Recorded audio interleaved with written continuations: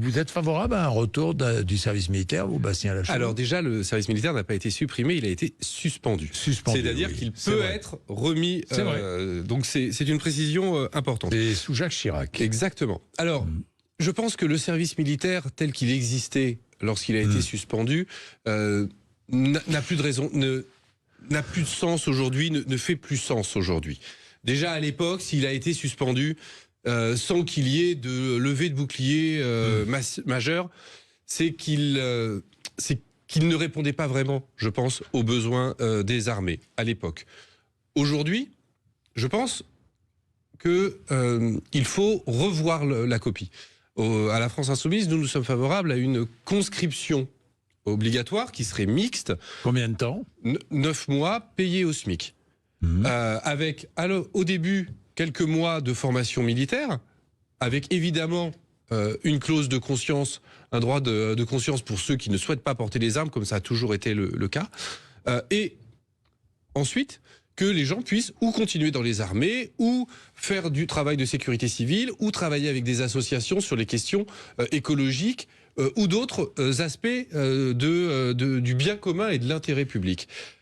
Parce que mais c'est pas un vrai service militaire. Ah ben, je suis désolé. Ce serait un service militaire. Non, mais comprenez ce que je veux dire. Est-ce que ce serait un service militaire des personnels mobilisables en cas de conflit, en cas de guerre? Alors, évidemment, 3 mois de formation militaire aux armes, au maniement et au fonctionnement des armées. Ceux qui souhaitent continuer dans les armées continueraient 6 mois de plus.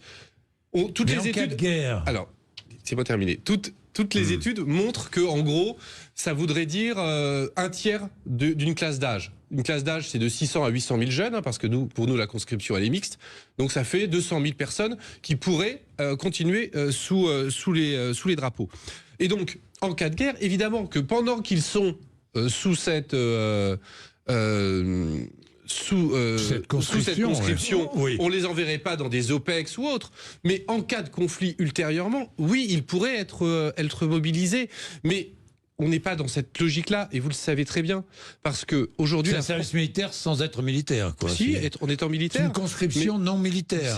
Non, alors les deux, c'est ce que je vous ai dit, ou militaire ou civil au choix, sans casernement, parce que de toute manière aujourd'hui nous n'avons plus les moyens de caserner les gens, parce que nous avons vendu les gens et bradé chez eux, toutes les casernes. Les gens, oui, tout à fait. Les gens resteraient chez eux et viendraient la journée. Et la vraie solution. Toute une classe d'âge.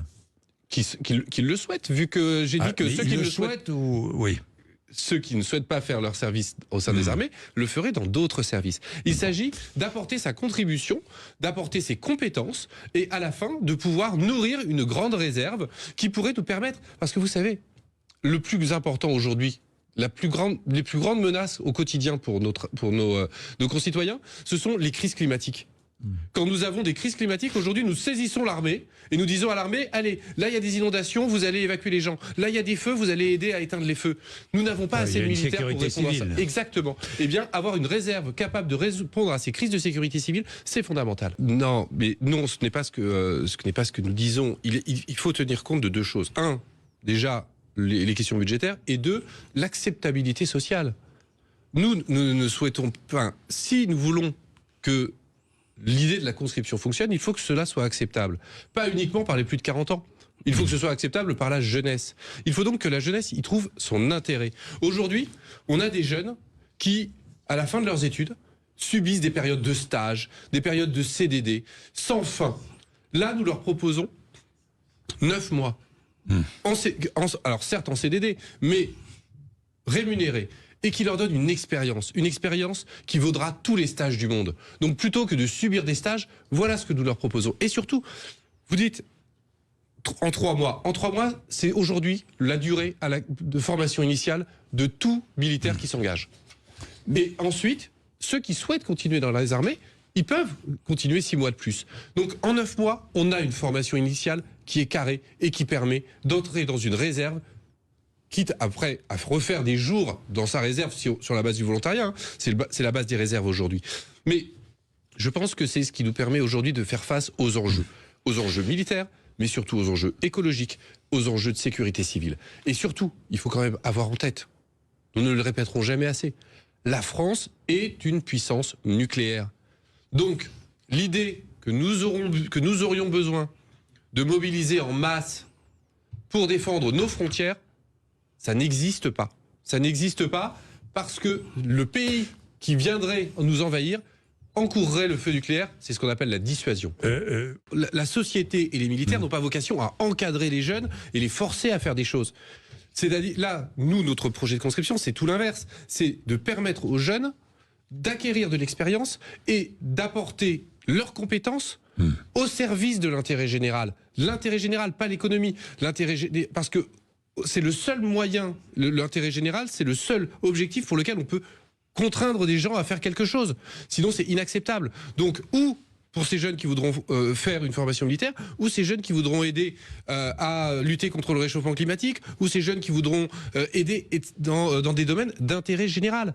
Si l'État n'a pas vocation à se substituer aux entreprises si elles n'arrivent pas à recruter. Si elles n'arrivent pas à recruter, elles n'ont qu'à augmenter les salaires. Vous disiez que vous n'aviez pas beaucoup de différences, mais... Oui, mais il y a des nuances. Il y a des nuances parce que... Et moi, là où je rejoins... Conscription, combien de temps? Disons 1 an. 1 an. Moi, là où je rejoins Jean-Dominique Merchet, c'est que nous ne sommes pas du tout dans la même situation géopolitique que l'Ukraine. Je le répète, nous avons l'arme nucléaire. Et 2, nous n'avons pas d'ennemis à nos frontières. À moins de dire que les Allemands, les Espagnols, les Italiens vont nous envahir.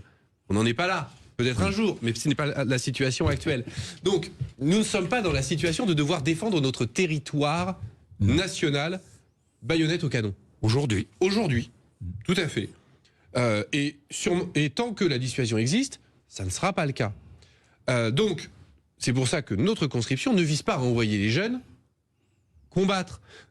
Cela les amène à acquérir des compétences et à les apporter auprès de nos armées. Typiquement, une conscription sans l'intention de peut-être se battre un jour, ça ne sert pas à grand-chose. Mais bien sûr que si. Nos armées ont besoin de plombiers. Nos armées ont besoin d'électriciens. Et aujourd'hui, mais ce que disait le général, nos armées ont surtout besoin de soldats. Non, absolument. Oui, mais si vous avez des gens qui sont de former des plombiers, des électriciens et tout. Mais si nous n'avons pas de plombiers et d'électriciens, nos soldats ne pourront pas les combattre. Oui, et le problème, c'est qu'aujourd'hui, nos armées ont du mal à recruter ces spécialités. Elles ont énormément de mal. Et ça leur prend beaucoup de temps, beaucoup d'énergie. Si nous avons des jeunes conscrits qui ont des formations de plombiers et d'électriciens et qui savent le faire, et qui viennent le mettre à disposition de nos armées, cela aide les armées. Et cela n'envoie pas des jeunes au combat. Soit on est contre parce qu'on pense que, soit on est pour une conscription pendant 1 an, un vrai service militaire où on apprend à se battre, on apprend à combattre. Oui, bien sûr. Si on fait un service militaire, c'est bien pour apprendre à se battre. Oui, c'est ce que je vous ai dit. Sinon, ça sert à rien. C'est ce que je vous ai dit, le jour où la patrie est en danger. Sauf qu'aujourd'hui... il faut toujours prévenir le risque. Exactement, c'est pour ça que nous sommes pour la conscription. Mais aujourd'hui, la patrie n'est pas en danger. La patrie n'est pas en danger. Donc, que l'on remette la conscription, oui. Que l'on forme des jeunes au maniement des armes, oui. Et ce n'est pas uniquement pour défendre la patrie. C'est aussi parce qu'il y a un impératif démocratique à ce que le peuple contrôle les armées. Moi, je vous le rappelle, les armées françaises, la conscription, c'est né avec la République, avec le soldat citoyen à Valmy. Et le général historien ne me contredira pas. Mais ce sont aussi les conscrits qui ont refusé de sauter sur la métropole pendant la guerre d'Algérie au moment du putsch. C'est parce qu'il y avait des conscrits que nous avons évité un coup d'État dans ce pays. Donc, il y a un enjeu démocratique à ce que le peuple se ressaisisse et reprenne le contrôle des armées. Alors, vous êtes plus pour la conscription, parce que vous le dites, je vous repose les questions, que répondez-vous à Bastien Lachaud avec sa proposition de former des plombiers? Non, c'est pas ce que j'ai dit, vous déformez ce que j'ai dit. Non, en partie, ce que vous avez dit, Bastien Lachaud. Non, ce que j'ai dit... Et qu'on forme des soldats pendant 3 mois, et puis après... Et après, ils continuent à être des soldats, mais ils apportent quelque chose. Aujourd'hui... Vous avez vu les effectifs de l'armée de terre? On leur donne 300 000 personnes, ils sont incapables d'en faire quoi que ce soit. Donc ce qu'il faut aujourd'hui, c'est que ces jeunes apportent quelque chose aux armées. Ce n'est pas aux armées d'apporter quelque chose aux jeunes. Bien,